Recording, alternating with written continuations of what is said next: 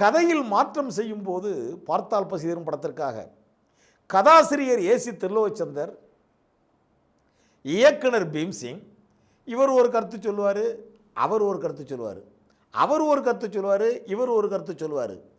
ஏற்ற வகையில் சில பல நேரங்களில் முடிவு எடுத்திருக்கிறார்கள். சில நேரங்களில் இவர் சொன்ன கருத்தை அவர் ஏற்கவே இல்லை, சில நேரங்களில் இவர் சொன்ன கருத்தை இவர் ஏற்கவே இல்லை. இது தயாரிப்பாளர்களுக்கு மிகப்பெரிய தலைவலியை கொடுத்தது. ஏன்னா ரெண்டு பேரும் ஜாம்பவான், ஏசி திருலோச்சந்தர், ஏ பீம்சிங், ரெண்டு பேரும் அறிவில் அபாரம்.